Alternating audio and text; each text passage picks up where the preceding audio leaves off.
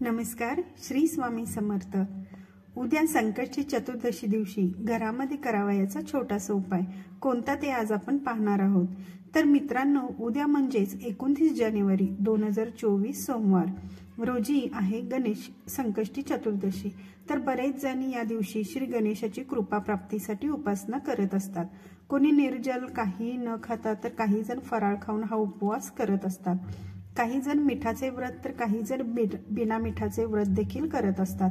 तर हे सर्व उपासना करण्याचा उद्देश काय, तर आपल्या वाटे आलेले किंवा येणारे जे दुःख भोग आहेत, जी काही येणारी संकटे आहेत, नकारात्मक ऊर्जा आहे ती निघून जावी यासाठी आपण प्रत्येक देवतेची पूजा अर्चा करत असतो किंवा त्या देवतेला आवाहन करत.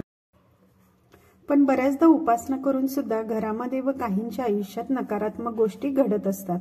ज्यावेळी संकष्टी चतुर्थी असते किंवा कोणत्याही देवाची एकादशी असते त्यावेळी प्रत्येक देवतेचे जे तत्व आहे ते पृथ्वीवर मोठ्या प्रमाणामध्ये असते आणि ज्या वेळेला देवतांचे तत्व वातावरणामध्ये मोठ्या प्रमाणामध्ये असते त्यावेळी या नकारात्मक शक्ती कुठेतरी हार मानतात आणि त्यांचा प्रभाव आपल्यावर चालत नाही. तर याच वातावरणातील सकारात्मक शक्ती घरामध्ये शोषून घेण्यासाठी आणि घरामध्ये सुख शांती समृद्धी निर्माण होण्यासाठी आपण संकष्टी चतुर्दशी दिवशी संध्याकाळी एक छोटासा उपाय करावयाचा आहे. कापुरासोबत एक वस्तू जाळायची आहे ज्यामुळे नकारात्मक शक्तींचा प्रभाव आपल्या घरातून कमी होईल आणि आपल्या कार्यातील विघ्न दूर होतील. तर पहा, संकष्टी चतुर्दशीच्या दिवशी काय करावयाचे आहे. सायंकाळी लक्ष्मी घरी येण्याची आणि अलक्ष्मी बाहेर जाण्याची वेळ असते, त्यावेळी हा उपाय करायचा आहे. एक खोबऱ्याची वाटी घ्यायची आहे. मित्रांनो, तुम्हाला माहीतच आहे की श्री गणेशांना खोबरे कापूर अतिशय प्रिय आहेत.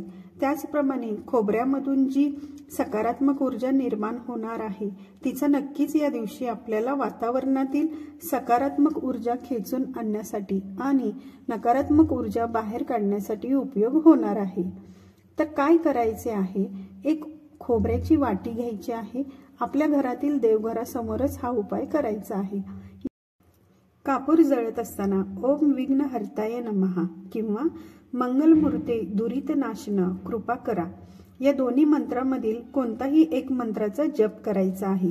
यामुळे तुमच्या जे कार्य आहे जे निर्विघ्नपणे बाप्पाच्या कृपेने पार पडतील आणि तुमच्या आयुष्यामध्ये कोणतीच समस्या निर्माण होणार नाही.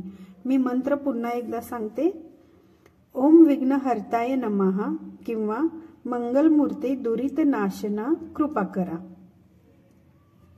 जप करून झाल्यावर आपल्या ज्या काही समस्या आहेत त्या गणपती बाप्पांना सांगायच्या आहेत. ज्या समस्या लवकर निवारण्यासाठी प्रार्थना देखील करायची आहे. 3 ते 5 संकष्टीला तुम्ही हा उपाय करू शकता. जोपर्यंत तुम्हाला फरक नाही पडत तोपर्यंत केलात तरी. तर मित्रांनो, आपल्या चॅनलवर अशीच धार्मिक माहिती मिळत राहील, असेच नवनवीन व्हिडिओ येत राहतील. त्यासाठी आपल्या चॅनलला सबस्क्राईब करा व सोबतच बेल आयकॉनही प्रेस करा, जेणेकरून माझ्या नवीन व्हिडिओचे नोटिफिकेशन तुम्हाला मिळत जाईल आणि माहितीही मिळत जाईल. तर आशा करते तुम्हाला माझा आजचा व्हिडिओ नक्की आवडेल. व्हिडिओला लाईक करा, शेअर करा आणि चॅनलला सबस्क्राईब केलं नसेल तर चॅनलला सबस्क्राईब करून मला सपोर्ट करा. मी माया, पुन्हा भेटूया अशाच छानशा व्हिडिओसोबत. धन्यवाद. काळजी घ्या. श्री स्वामी समर्थ. ओम गम गणपते नमः.